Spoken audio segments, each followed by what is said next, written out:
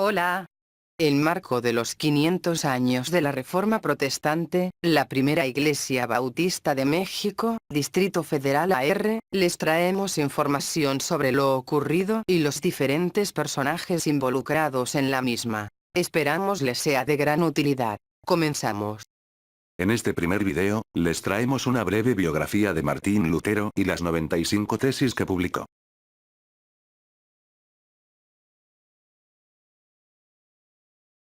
Biografía breve de Martín Lutero. Martín Lutero nació el 10 de noviembre de 1483, en Eisleben, Alemania.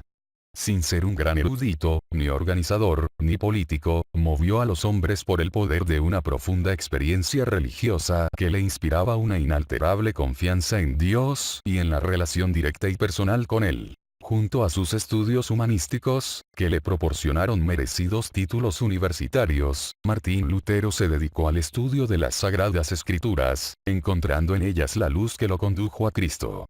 Dominado por una clara convicción de dar las Sagradas Escrituras al pueblo, en lengua conocida, tradujo la Biblia a su lengua nativa y la difundió por todo lugar. El 31 de octubre de 1517, quizás sin quererlo, al clavar sus 95 tesis en las puertas de la Catedral de Wittenberg, dio principio a un movimiento religioso muy semejante al que tuvo lugar en Jerusalén el día de Pentecostés, la Reforma Protestante.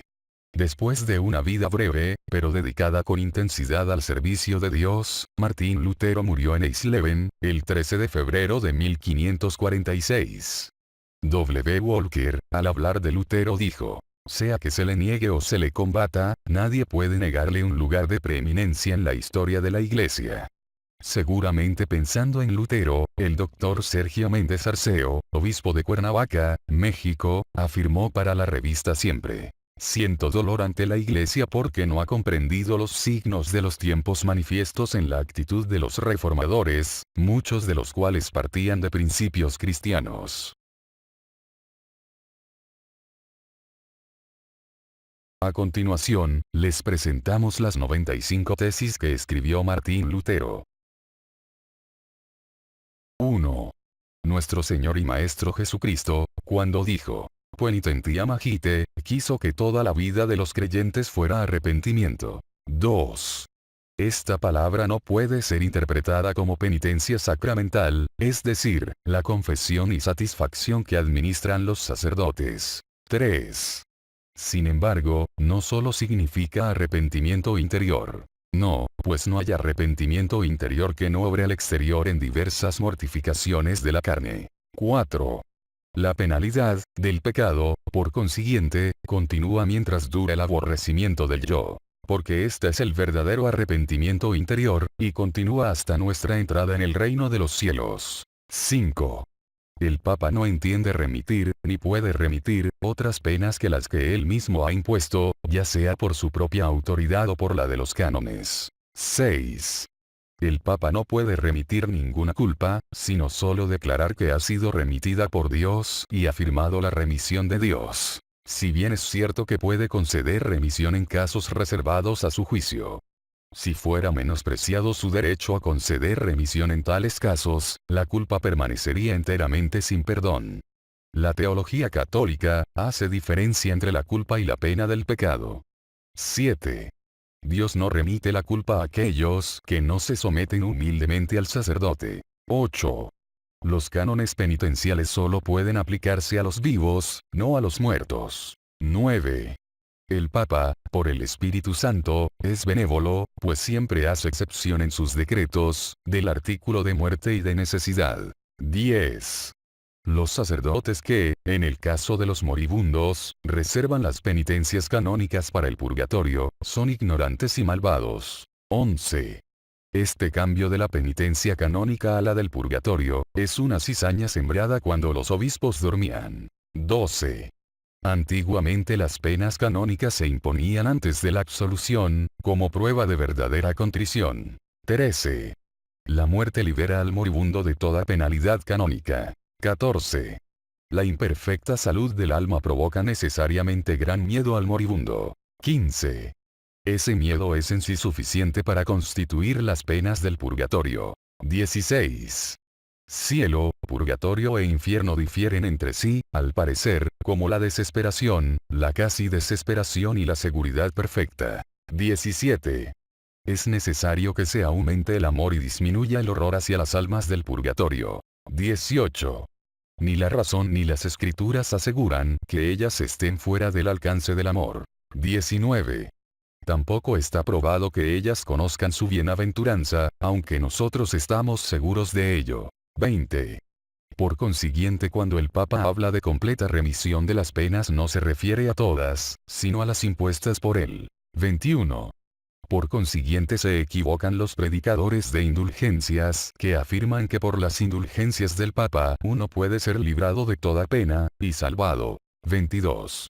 Porque por ello no remite a las almas del purgatorio ninguna pena que hubieran debido pagar en esta vida. 23. Si fuera posible conceder la remisión de todas las penas, solo podría hacerse con los más perfectos, es decir, los menos. 24. Por consiguiente, la mayor parte del pueblo está engañada por esta indiscriminada y altisonante promesa de liberación de penas. 25. El poder que el Papa tiene sobre el purgatorio, en general, es igual al que cualquier cura u obispo tiene en sus respectivas parroquias y diócesis. 26. El Papa hace bien cuando concede remisión a las almas del purgatorio, no por el poder de las llaves, sino por la intercesión. 27. Ellos predican que tan pronto como la moneda suena en el fondo de la alcancía, el alma sale del purgatorio. 28. Lo que sucede cuando suena la moneda es que aumentan la ganancia y la avaricia, pero el resultado de la intercesión de la Iglesia está en el poder de Dios solamente. 29. ¿Quién sabe si todas las almas del purgatorio quieren salir de allí, como en las leyendas de San Severino y San Pascual? 30. Nadie está seguro de que su propia contrición sea sincera, mucho menos de que ha obtenido plena remisión. 31. Tan raro como el hombre que es verdaderamente penitente es el que verdaderamente compra indulgencias. 32. Se condenarán eternamente, junto con sus maestros, los que se crean salvos por tener letras de perdón. 33. Los hombres deben guardarse de aquellos que dicen que el perdón del Papa es un don inapreciable de Dios. 34. Porque esas gracias de perdón solo conciernen a las penas sacramentales impuestas por el hombre. 35. No predican doctrina cristiana los que enseñan que no es necesaria la contrición cuando se compra la salida de las almas del purgatorio o se compra confesonalía, derecho de elegir su propio confesor. 36. Todo cristiano verdaderamente arrepentido tiene derecho a la plena remisión de la pena y la culpa, aún sin cartas de perdón. 37. Todo verdadero cristiano, vivo o muerto, tiene parte en todas las bendiciones de Cristo y de la Iglesia, lo cual le es concedido por Dios, aún sin cartas de perdón. 38. La remisión papal no ha de ser menospreciada, sin embargo, porque, como he dicho, es la declaración de la remisión divina. 39. Es dificilísimo, aún para los más hábiles teólogos, recomendar al pueblo al mismo tiempo la abundancia de indulgencias y la necesidad de verdadera contrición. 40. La verdadera contrición busca y ama la pena, pero el perdón liberal solo relaja la pena y hace que se la odie. 41.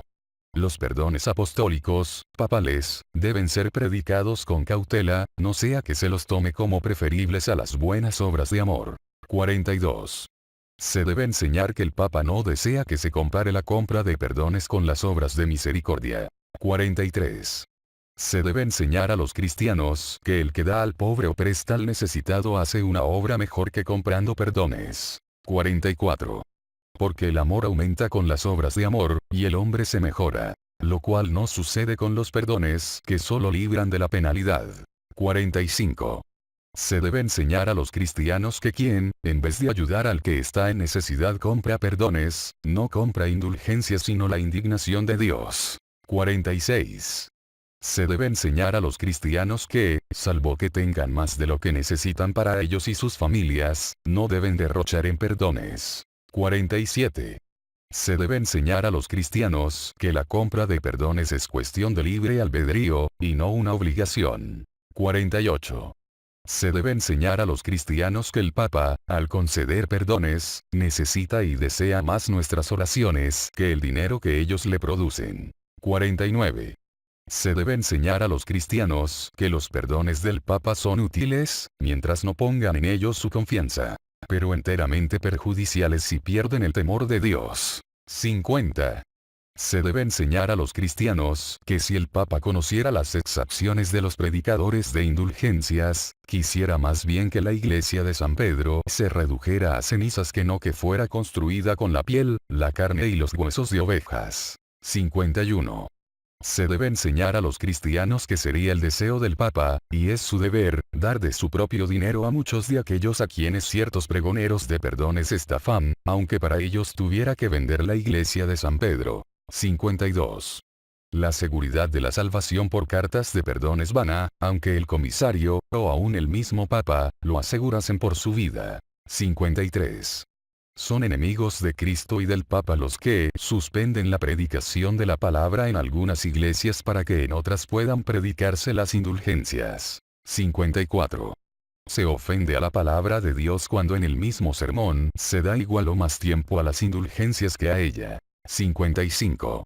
Debe ser intención del Papa que si las indulgencias se celebran con una campana y una procesión, el Evangelio, que es lo más grande, sea predicado con 100 campanas, un centenar de procesiones, 100 ceremonias. 56. Los tesoros de la Iglesia de los cuales el Papa concede indulgencias no son suficientemente mencionados entre el pueblo. 57. Que no son tesoros temporales es evidente. 58. Tampoco son los méritos de Cristo y los santos, porque estos obran sin necesidad del Papa. 59. San Lorenzo dijo que los tesoros de la Iglesia eran los pobres de la Iglesia, pero hablaba con palabras de su época. 60. Sin audacia decimos que las llaves de la Iglesia, dadas por los méritos de Cristo, son ese tesoro. 61. Porque está claro que para la remisión de las penalidades y de los casos reservados, basta con el poder del Papa. 62. El verdadero tesoro de la Iglesia es el Santísimo Evangelio de la Gloria y la Gracia de Dios. 63.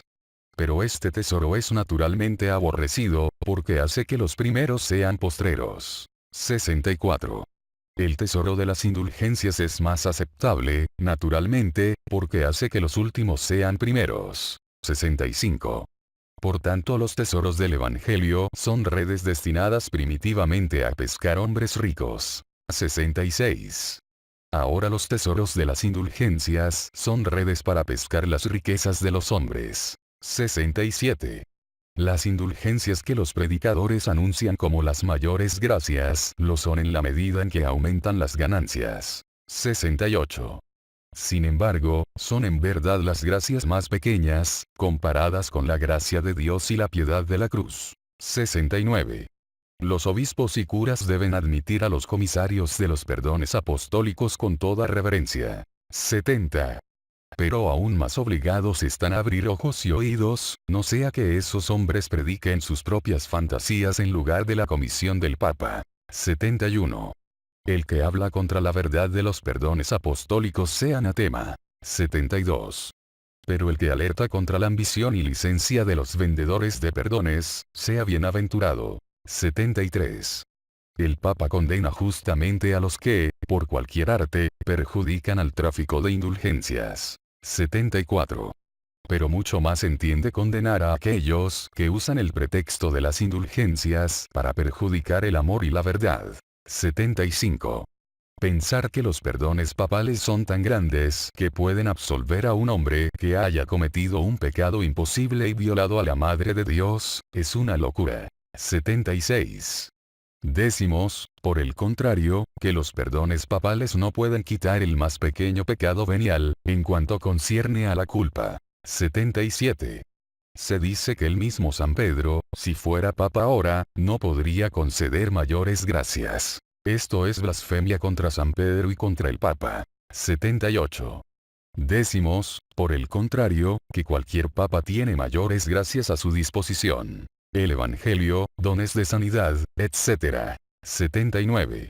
Decir que la cruz blasonada con las armas del Papa, que levantan, los vendedores de indulgencias, tiene el mismo poder que la cruz de Cristo, es blasfemia. 80. Los obispos, curas y teólogos que permitan difundir tales cuentos entre la gente, tendrán que rendir cuenta. 81. Esta desenfrenada predicación de indulgencias hace que sea difícil, aún para los hombres preparados, rescatar la reverencia debida al Papa, de las calumnias o aún de las atrevidas preguntas de los laicos. 82. Por ejemplo, porque el Papa no vacía el purgatorio, por puro amor santo y por la espantosa necesidad de las almas que allí están, si redime a un número infinito de almas por el miserable dinero que necesita para construir una iglesia. 83. ¿Por qué continúan las misas por los muertos, y por qué no devuelve o permite que sean retiradas las dotaciones fundadas en beneficio de ellas, desde que es un error rogar por los redimidos? 84. ¿Qué es esta nueva piedad de Dios y el Papa, que por dinero permiten que un impío, que es enemigo de ellos, saque del purgatorio el alma de un piadoso amigo de Dios, y no ponen más bien en libertar a esa alma piadosa llamada, por puro amor? 85. Porque los cánones penitenciales, que hace tiempo están de hecho abrogados y muertos por el desuso, han de satisfacerse ahora por la concesión de indulgencias, como si estuviera en vigor? 86. Porque el Papa, cuya riqueza es hoy mayor que las de los más ricos, no construye la iglesia de San Pedro con su propio dinero, en lugar de hacerlo con el de los pobres creyentes. 87. ¿Qué es lo que el Papa remite, y qué participación concede a aquellos que, por su perfecta contrición, tienen derecho a una perfecta remisión y participación? 88. ¿Qué mayor bendición podría recibir la Iglesia que la de que el Papa hiciera 100 veces por día lo que ahora hace una vez, y concediera a todos los creyentes esas remisiones y participaciones? La indulgencia daba derecho a su poseedor a la absolución una vez en la vida y en artículo de muerte. 89. Puesto que el Papa con sus perdones, busca la salvación de las almas más bien que el dinero, porque suspende las indulgencias y perdones concedidos hasta el presente, si tienen la misma eficacia? Durante la temporada que se predicaba la indulgencia del jubileo en los días de Lutero, todas las otras indulgencias estaban suspendidas. 90. Reprimir estos argumentos y escrúpulos de los laicos solo por la fuerza, y no darle razones, es exponer a la Iglesia y al Papa a la irrisión de sus enemigos, y hacer desdichados a los cristianos. 91.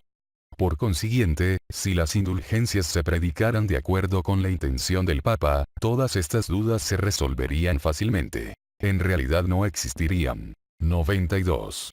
Afuera, pues, con todos esos profetas que dicen al pueblo de Cristo, paz, paz y no hay paz.